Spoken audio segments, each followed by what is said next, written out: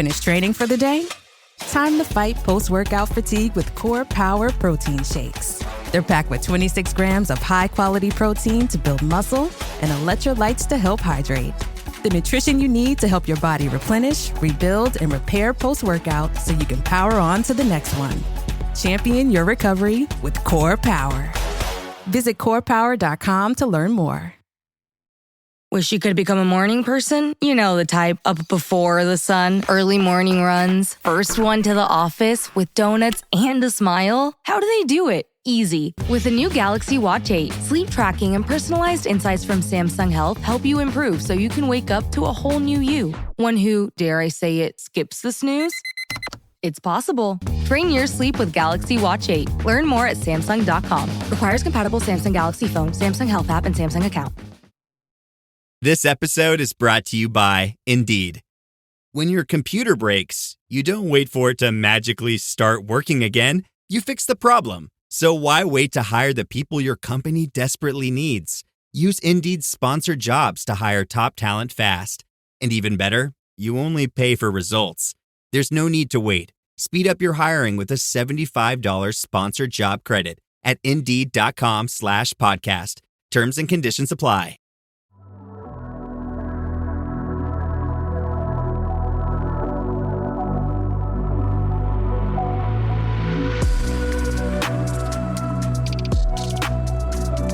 Welcome back, everyone, to the Ghost of Tsushima Yotei Gamecast. I'm your host, Andrew Zink, and I'm welcoming you back for episode 24, Iki Island DLC, Mythic Tales, Animal Sanctuaries, Lighthouses, Bamboo Cuts, Pillars of Honor, Random Encounters, and Final Thoughts.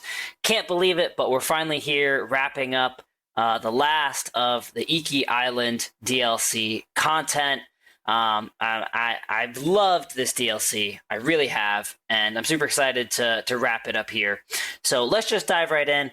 So we're going to start with the Mythic Tales. There's only 2 Mythic Tales in the Iki Island DLC. So we'll start with the first one, the Legacy of Kazumasa Sakai. So right away, I was super interested in this one just to see, you know, what it was mentioning Kazumasa and just like what lore it might add to his backstory and just what you might get from it. So just really cool to see that was there.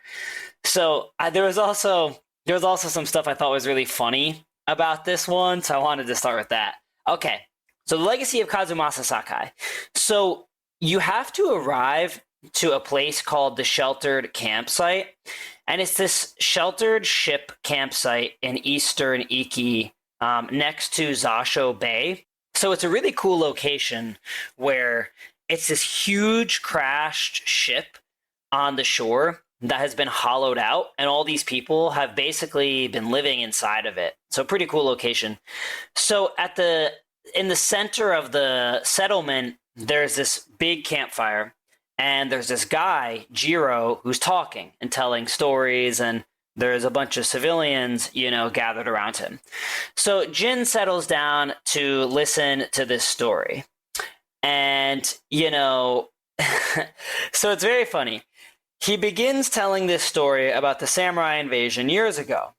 And he's focusing on the brutality of Kazumasa Sakai and how his horse was killed in an ambush at Senjo Gorge.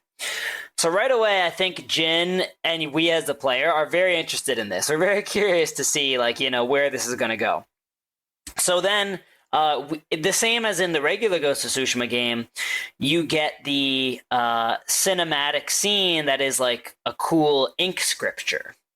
All right, so I'm going to read the story that Jiro starts telling everyone gathered around. Get ready for this, y'all. All right, so he says, 15 years ago, our home was invaded by an army of ruthless samurai. Their leader was Kazumasa Sakai, the butcher of Iki.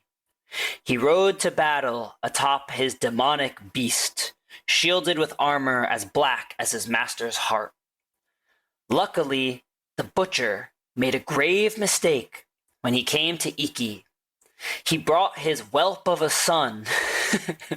Our bravest warriors hunted the boy, not to kill, but to tempt his bloodthirsty father. Kazumasa gave chase and rode into a trap. His armored horse met a grisly end, but the butcher and his runt son survived, then fled like cowards. So right here, this is the first time in this whole game this happens. Jin interrupts the story. Jin stands up and he says, "This is all lies." And he says that, his father wanted to help the island, and he's outraged that Jiro is lying about what actually happened. And then he reveals his identity as Kazumasa's son, Jin Sakai. And Jiro says that he lived near Senjo Gorge, and he knows that's the truth. So then you actually get a dialogue choice. And it's between... So he says, if you're going to kill me, then do it now, or something like that. And the dialogue choice is, maybe I will, or maybe I am, or I am not my father. So I chose I am not my father, because that's just how I was feeling. But, I am not my father is Jin saying, they are not enemies, and that, the Eagle tribe should be their biggest focus. Before a civilian interrupts and basically tells them to stop acting like wild dogs. And then Jin and Jiro confront each other more, before calming down, with Jin wanting to know where his father's horse armor is, so then he could use it in the fight against the Eagle tribe. But Jin refuses to tell, and the other civilians force Jin to leave. And then it's kind of funny, they show the civilians, comically, throwing Jin outside and saying, "Stay out." So I thought this whole scene was pretty funny. And one thing I just wanted to say, during the cinematic scene with the ink scripture, where it says he brought his whelp of a son, it then showed this crying young boy, but it looked really just annoying and just comical. It made him look just really I don't know, like a spoiled rich child. And what I thought was so funny about this story is how all the Mythic Tales up until now were told by Yamato back on Tsushima. And he has this very, he has a good way of adding folklore and legend and mystique around everything that's happening. Whereas this guy, Jiro, this is just straight up negative propaganda. You can just... there's so much bias in everything he's saying, and I actually really loved what they did with it, how Jin stands up and just says, "This is a bunch of lies." I thought it was all very funny and very well done. So then after Jin gets thrown out of the settlement, you have to sneak back inside the settlement by climbing up the side of the wrecked ship where no one can see you. Another thing that's comical, everyone can see you, but you just get past them because video games. So then you basically have to sneak a little bit, and then you can eavesdrop on the rest of Jiro's story, where he says that the Sakai horse armor was used by many others before being taken aboard a merchant ship that crashed into Zasho Bay. So I'll read what was said. So Jiro continues. "Kazumasa fell for our trap and lost his armored horse. As our warriors closed in, the butcher and his boy fled into Senjo Gorge. The samurai limped through the canyon and ran into an ambush. There was no grand battle. Only a few raiders with dull blades, but that was all it took. One swing to end the life of Kazumasa Sakai. While the samurai slunk home, we recovered the armor from Kazumasa's mount. Over the years, our finest horses wore that armor. Every one of them killed its rider, as if possessed by his vengeful spirit. So we sold his horse's armor to the Aida merchant family. The cursed armor left our shores aboard the merchant fleet as a storm descended on our island. The sky roared with the thunder of 1,000 charging samurai, and the raging tempest shattered the Aida ships against our rocky coastline. The ruins of that doomed fleet still choke Zasho Bay, and somewhere in that watery graveyard lies the cursed armor once worn by the horse of Kazumasa Sakai. So yeah, I thought this was a cool story, a cool setup for the Mythic Tale. So then Jin starts to head for that location. So you leave the settlement, And when you look out to Zasho Bay, I actually think it's a really cool like place on the map, because Zasho Bay literally has just like huge shipwrecked ships just like everywhere. They're just like shipwrecked in shallow water, so like masts and part of them like poking up above the water, and this whole bay are just these shipwrecked ships from the Aida merchant family from when this story happened. So really cool.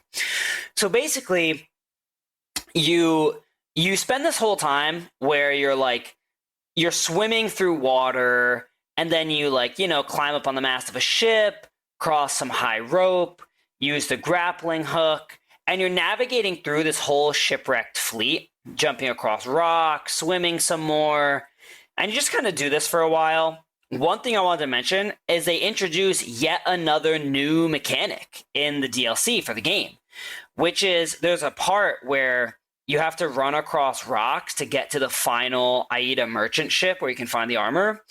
And if you don't do it right, the waves will sweep you off the rocks back into the water. So I thought that was really cool. And again, just another new mechanic in the DLC. So that was awesome. So then you retrieve the long lost horse armor. You arrive at the final. It's this big Aida merchant ship that's like towards the end. It's on top of this huge rock. And you go inside, and then you find the horse armor just like stashed away. And so then you like cut and you're back at shore. And so the armor is equipped onto Jin's horse on the shore. And so it shows you that it gives more damage when you're doing horse charge attacks. And incoming attacks are also less likely to dismount you. So then a moment later, you see that the Eagle tribe is attacking the sheltered campsite. So you then can charge your horse down the coast and just like ram the Eagle tribe attacking them. It's not like a super long battle, and you have to fend them off and, you know, defend the civilians. And then after you do that, and I just want to say this horse armor is awesome. It is so cool. And I have to say, I was really sad about this because I did Iki Island after finishing basically everything in the main game. And then I did this Mythic Tale after finishing everything in Iki Island. And there were so many parts throughout the whole game where like using this horse armor would have been so awesome. And I just missed all that. But I'm going to have to replay the game and try that out. So yeah, this horse armor is sick. And yeah, after you defeat the Mongols attacking, Jiro approaches and he thanks Jin. And you have this like reconciliation. And Jiro comments that Jin is more merciful than Kazumasa ever was. And yeah, it's cool. I mean, Jin is, you know, forging his own path, different from his father. So yeah, that is the legacy of Kazumasa Sakai. You get the really cool horse armor. Very cool Mythic Tale. I encourage everyone to do that as fast as you can. All right, so now the only other Mythic Tale on Iki Island is the Legend of Black Hand Riku. So this starts actually at Fune's Refuge after you complete the quest of Raider's Return. Basically, as soon as you discover Fune's Refuge, you can do this this Mythic Tale. I would definitely suggest it because I think the armor is really good. This is to retrieve the Sarugami armor. So at Fune's Refuge, you sit and listen to a person named Kashira at a campfire while he's up on a stage. And Jin has heard of Riku, and Kashira says that he sailed under Riku's blood-stained banner. All right, so Kashira says the following. Black Hand Riku was once the cruelest pirate captain to ever terrorize Iki Island. He carved up his victims piece by piece, always saving a morsel for his loyal companion, a vicious monkey. Riku built his armor to honor a brutal Sarugami. This monkey demon inhabited his armor. Its cursed whispers drove Riku to take risks, tempting him with the spoils of battle while pushing him to the brink of ruin. 6 years ago, Black Hand's Riku attacked a refugee ship. Its cargo, children. He threw the young ones overboard. Their samurai protectors he skinned alive. His crew watched in horror while Riku's monkey fed on the trimmings. Then mutiny. Black Hand Riku's crew plotted to poison their wretched leader. He was stabbed through the chest and blinded by the poison, but he clung to life. Protected by the armor of the Sarugami, Riku set the ship ablaze and fled with his monkey, while his crew burned to death in their fiery tomb. Before he died, Riku hid his Sarugami armor somewhere on Iki Island. Now he haunts the coast, a wrathful spirit who preys on anyone brave or foolish enough to seek the cursed armor of Black Hand Riku. Yeah, so I thought this was a cool premise. I was excited to see what it was. So after you finish hearing the story, Kashira and Jin talk, and Kashira says that the monkeys of Iki Island are Black Hand Riku's eyes and ears. He says that only one other crew member survived, named Minato, who spends her time hiking Mount Takanatsuji, trying to forget the horrors. So you set out to find her. So it's kind of far away from Funa's refuge, but, eventually you arrive and you find Minato at a camp, and she has a squad of Mongols have captured her, and they're trying, and she's saying she's like refusing to drink the poison. So, she says she's heard what does to people. You have to save her from the squad of Mongols. Not a super hard battle. So after you defeat the Mongols, you talk with her, and Jin introduces himself as a Ronin looking for the armor of Black Hand Riku. And she immediately shushes him, and she says, "Quiet, because the monkeys will hear you." And she says some nights she feels Riku watching, and she can hear his pet monkey sucking marrow out of bones. And so she says that the night of the mutiny, they were anchored off the northeastern shore, and something was glowing under the water. So very ominous and spooky.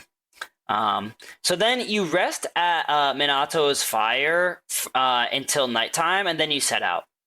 So when you set out for the northeastern coast spot, you basically get to this place where you're at this huge coast, huge drop into the ocean, and you can swing with your grappling hook off a tree, but it just you just swing into the abyss and then fall all the way down this chasm and land in the ocean. Definitely the probably the biggest fall in this whole game where you don't die.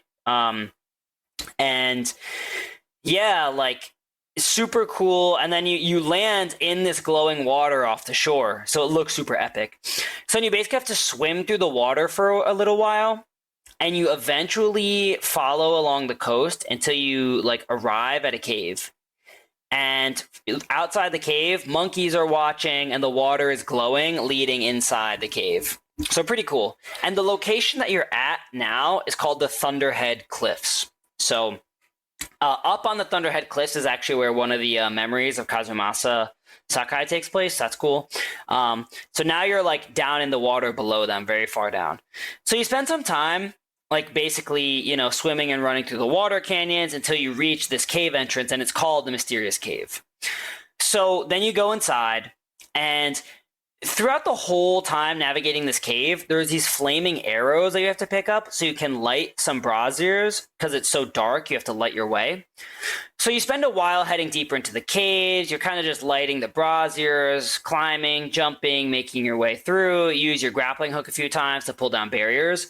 And then eventually you take some ladders up, and you arrive at this huge Buddha statue with a scroll. And it was left behind by a treasure hunter who twisted his ankle. And he talks about how the monkeys were following him. And he says that he regrets listening to Kashira's stories. So that's pretty interesting, that Kashira has been telling people about this for a while, and someone actually came here because of him. So then you continue on, and you go up another ladder, you take down another barrier, and then you enter this large cave with bats. And it's a really cool cave. Lots of bats circling around. There's a glowing water pool, and there's treasure left behind. And then you arrive at a large glowing lake, and you get a cutscene. So an ominous voice starts laughing, saying, "I have seen you in my dreams, another hunter looking for the Sarugami armor." So it's a very creepy voice. And so someone comes out, and it's Riku, but he's wearing a blindfold. And so you heard at some point before this that he was blinded. I don't remember how, but so he's wearing a blindfold. He has a super creepy voice. And yeah, so then you begin the duel in the pit of darkness. And I have to say, this was an epic duel. I thought this was really cool. I mean, it's like you're standing in this glowing, like, shallow lake, and it's like it's dark, but it's not super dark, but it's still dark around you, and it's just a cool cave. And so throughout the duel, Blackhand Riku laughs and says things like, "You will never see the sun," just things like that. Eventually, you have to defeat him. I don't think he's a super hard to duel, really. After you defeat him, you can retrieve the Sarugami armor. And what it does is if you're wearing it, you can no longer use regular parries, but it boosts the perfect parry and the perfect dodge. It boosts the windows that you can get them in, and it also boosts the amount of attacks and the damage that they do. So that's really cool and very useful. I think it's actually very useful for duels, especially dueling Khotun Khan and some of the other people throughout the game.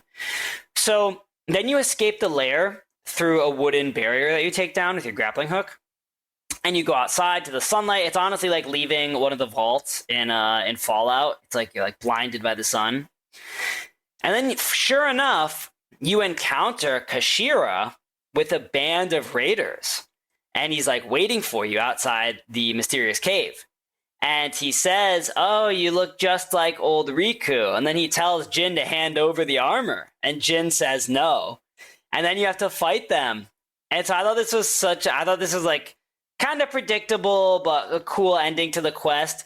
It's really, they're not hard at all. Beating Riku is super easy. Again, they're raiders, they're not armored, they don't have great weapons. So you just hit them with explosives or whatever, and they'll be defeated pretty quick. And after you defeat them all, the quest ends. But yeah, I thought this was cool because that scroll earlier in the quest hints at what's going to happen, because it's that other treasure hunter saying, "Oh, I can't believe I listened to Kashira." So clearly Kashira has been telling people about this in the hopes that they'll go do the dirty work. If Riku's there, that they'll have to fight him, defeat him, take the armor, and then he'll just retrieve it after, they get it outside the cave. So yeah, and then that happens, but that was his mistake, because you win. No one beats Jin Sakai. So yeah, so I thought that was cool. The Sarugami armor is pretty good. And the Sarugami armor looks pretty cool too. It looks pretty freaky. It has some pretty cool design. So yeah, and those are the two Mythic Tales of Iki Island. I thought they were both awesome. I really like them. And if y'all haven't played them and discovered what you can get from them, I definitely encourage you to do it. All right, so now we're going to move on to the other activities that you can do throughout Iki Island. I love doing this as just wrap up, just all the little things you can find across the map. So there's two lighthouses. We'll start with the lighthouses. There's two lighthouses on Iki Island. There's the Thieves' Rest Lighthouse and the Yahata Lighthouse. There's not really too much to say about them. You can ignite them, which is cool. The Thieves' Rest Lighthouse is, at this destroyed village, Thieves' Rest village, and you can get a quest there that actually is a two-part quest. It's a side quest, and I really like that quest. But yeah, so there's two lighthouses. They're both cool. I encourage you all to check them out. So the next thing I want to talk about are the animal sanctuaries. So this is new for the Iki Island DLC. Animal sanctuaries don't exist in the Ghost of Tsushima base game. So there's 3 types of sanctuaries. There's 3 cat sanctuaries, there's 3 monkey sanctuaries, and there's 3 deer sanctuaries. So each type of sanctuary gives you a different charm that you can use. And I'll mention what each one are, and just a couple things I just wanted to shout out here. So there's for the cat sanctuaries, if you do them, and so here's what it is. With each animal sanctuary, you have to show up and you have to play a flute melody, and you have to angle your controller to keep this flute, indicator inside this moving path that they give you. So it's again another new mechanic for the game, and just really cool to have. So for the cat sanctuaries, after you complete, the flute song that you have to do, you get the Nakoma's Hunt charm, which allows you to use kunai assassinations, which is very cool. And so here's the thing I wanted to shout out. The Kitafura Village Cat Sanctuary is super beautiful, but you have to clear the Mongols first. And there's a cat sanctuary near the Black Hands Riku Cove I was just talking about. So here's what I wanted to mention on this. It was the first cat sanctuary I ever did, and I messed it up, and I got it wrong, and I basically failed it. And if you fail it and then try it again, you'll make a new song. And if you do that, Jin comments. He says that breaking the first song and making something new can be good. And I thought that was really cool, because I thought it was one of those things where, you just try it over and over again until you get it right. But yeah, I really liked this. So I thought that was kind of a unique and cool thing to find there. And yeah, one thing also, after you do each cat sanctuary, Jin will often have a memory of his mother, and he'll talk about her. And I actually found this to be super impactful. You get so much insight into Jin's relationship with his mother, Chiyoko, from doing these sanctuaries. And to me, it's I don't know. I love them, and I just can't miss that. So I encourage everyone to do them to at least hear that and get that characterization. So the monkey sanctuaries give you Mashira's protection charm for a bigger parry window. And one place I wanted to point out was the Sarua Monkey Sanctuary on top of the huge cliffs. It's super beautiful, and there's a Mongol base basically right there. And so this is in the southern Gonora prefecture. And at the Mongol base, you have to free monkeys from their cage. It's actually your objective. So yeah, that was cool. And with each of these, one of the animals are hanging out there. And as you play the flute, they approach you, and then you can pet them and feed them. And yeah, it just feels like you're healing the island as you do these sanctuaries. It just feels really nice. This episode is brought to you by Tic Tac. Your boss is going off at you for missing a deadline, and you swear the clock just moved backwards. Suddenly, you remember the pack of Tic Tacs on your desk. Now you're riding horseback on the beach, the smell of citrus in the air. And what's this? Your boss is sitting behind you, breathing heavenly fresh mint?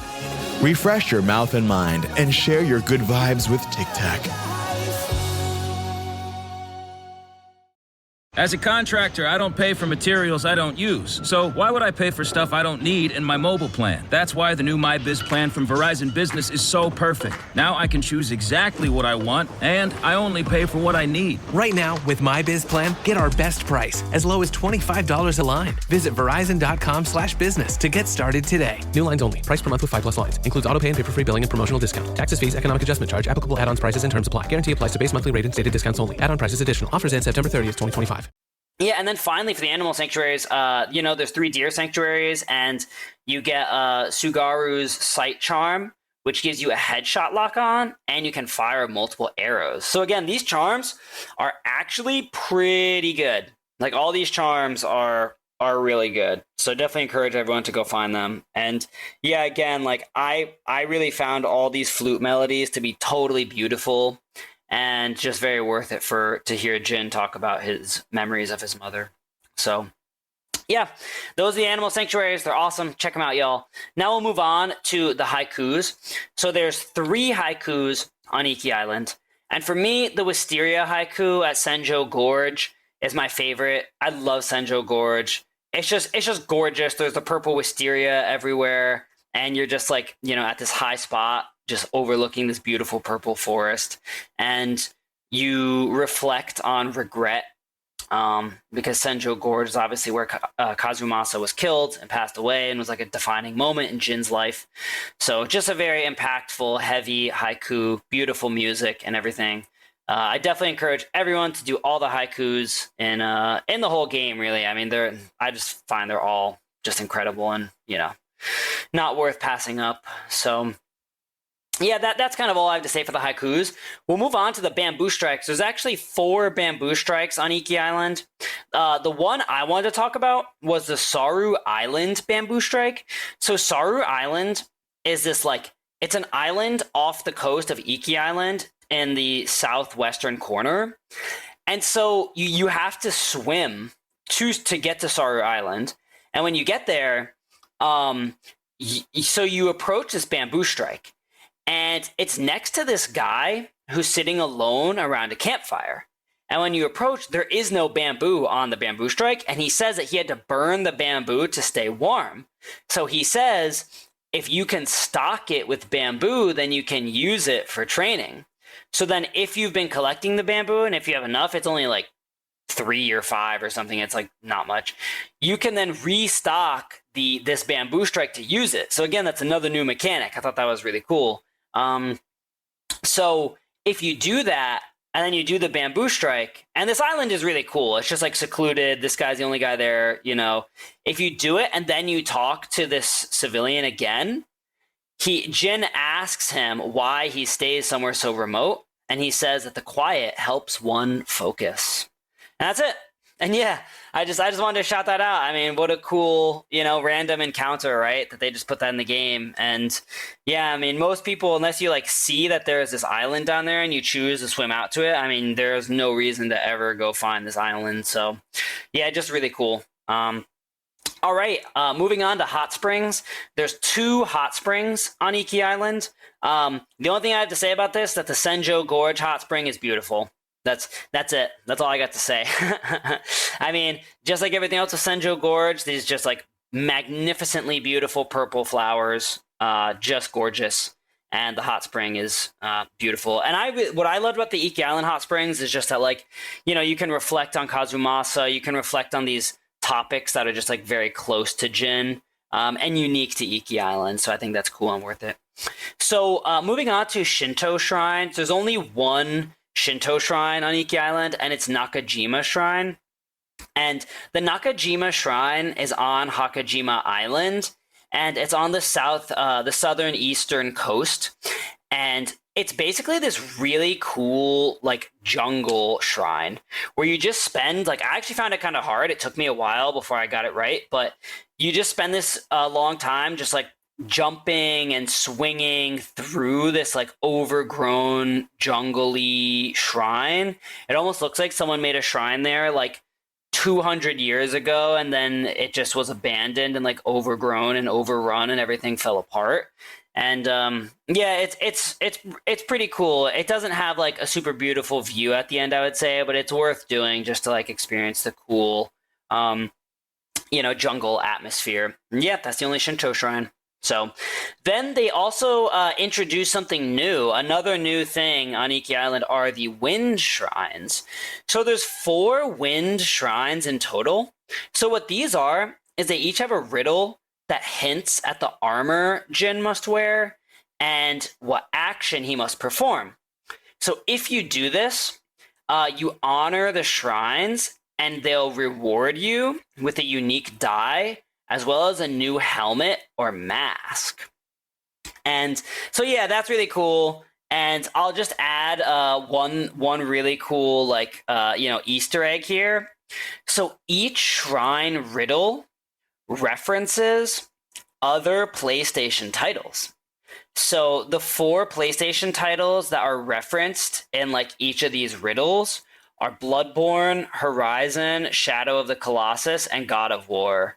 So yeah, that's pretty cool. And if you look up the riddles, maybe as you're reading it, you'll notice that it's like, you know, they're very clearly referencing these other games, which is just very cool. So yeah, and now this is one of the last activities I have to get to before we almost wrap up the episode here, are the Pillars of Honor. There's only 4 Pillars of Honor on Iki Island. I would say the Saru Island Pillar of Honor is my favorite because you can play the flute for a monkey at this Pillar of Honor, and you get the Nakoma's Fang sword kit at this Pillar of Honor, which is a really cool one. So yeah, I don't have too much else to say on Pillars of Honor. One other thing I would mention is that there are also archery challenges in Iki Island, which is also new. They don't have that in the base game. I didn't really find, there wasn't really that much to say about it. Like, you just show up and, you know, you do the challenges, you try and hit the targets at a certain time and like win medals for it basically, and you know, that's pretty much it. But yeah, new thing you can do. Definitely encourage everyone to check all this out. And so yeah, the last thing we will wrap up with are random encounters. So I just had like some random things I found that I just thought were worth sharing with all of y'all from Iki Island. So I found, so here was something interesting. after I beat the whole story and everything, I went back to the location, Kazumasa's End, that place where Kazumasa died on the coast and where you beat the eagle and have the final duel. So if you go back there and if you go inside the fishing yurt, you can find a record from the eagle. And this is why I went back there. I was just curious. I just wanted to see like if it would trigger any dialogue or anything. So the record from the eagle says the following. To the son of Kazumasa Sakai, Lord Sakai, I have found the place where your father died at the hands of a cutthroat. I recognized the faded old fisherman's hut instantly from the account you gave during your spirit journey. I do not yet know when or how the medicine will compel you here, but our paths will cross. I upon the white road of peace, and you stumbling in the dark. I hope you will truly see what I offer you. Then, to face the judgment of our ancestors is to free ourselves from them. With my guidance and the wisdom of the medicine, you will finally grant yourself the mercy your father was never able to show you. May the golden light of the eternal blue sky one day be yours. Anksar Khatun, the eagle. Yeah, so I thought that was pretty trippy. And not only cool that she wrote a note to Jin, but it is kind of interesting because she does have a moment where it seems like she's trying to do something good, where she's saying like, she's basically trying to say that, with the medicine and her help, like he can finally have mercy from his like father and he can relieve himself of the guilt he's always lived with. And just like the things that he never got from Kazumasa as a father. Of course, it really seems like all this is very manipulative from the eagle throughout the whole game. She just wants Jin to be a shaman and to join the army, and she'll just like take whatever, manipulative path she has to make that happen. But yeah, I just thought it was really cool that the game developers did this. I mean, it would have been so easy to just be like, oh yeah, you beat the boss and then that's it. and you're done. But instead they just like add this last thing, and I thought it was really cool. So that was just a random encounter. And then here's the other things I wanted to mention. So you can get just a bunch of random hallucinations around the island. What I think is actually really unfortunate about this is I did a lot of my exploring of the island after I beat the game, where the hallucinations go away. But I think if you explore the whole island while you're still getting the hallucinations, you can see a lot more than even I did. So here are 3 hallucinations I found that I thought would just be cool to mention. So at a location called Kitsune's Pond, you can find a straw hat on a log with a fishing pole on a dock. And so you'll get a hallucination where you see Ryuzo's hat, and then suddenly he's sitting on the log and he's talking about the bounty that Khotun Khan put on the ghost. And it's him saying like, anybody can claim the bounty. And then suddenly, like, you're just back. And it's like this whole lake goes purple, this dock goes purple, it's really freaky, and then suddenly you're just back. So I thought that was a cool one. Then, at this other location, Tatsu's Ladder, there's this long, cool bridge where you hallucinate reliving the fight with Khotun Khan from the from the prologue of the game. So that was interesting. And then, there's a location north of Mount Takanatsuji where if you go there, there's an unmarked Mongol camp with a yurt. And after you clear the Mongol squad, you can free a bunch of falcons from cages. And then you get a hallucination of Lord Shimura from examining a scroll in there. And it's just Lord Shimura, like, saying some of his, samurai BS. But, I just thought that was really interesting because none of these are part of quests. And you just show up and see them. I wish I had kept the hallucination so then I could ride around the island and see what else I could find. But that was interesting. So then, just a couple of things to mention here. Mount Takanatsuji. So that's mentioned a lot throughout the game. So you can actually climb it, and it's the highest point on all of Iki Island, and it's behind Fort Sakai. Like Fort Sakai is built up against it, and if you climb it, it has this crazy view. It has like the most beautiful view of Iki Island, maybe one of the most beautiful views in the whole game. And there's no quest that ever makes you climb it all the way up. But I just wanted to mention it to y'all so you can go try it if you haven't. And here's what was interesting about it. If you play the flute near the top of Mount Takanatsuji, there's this wooden sign where it shows someone like playing a flute. So I tried it right there.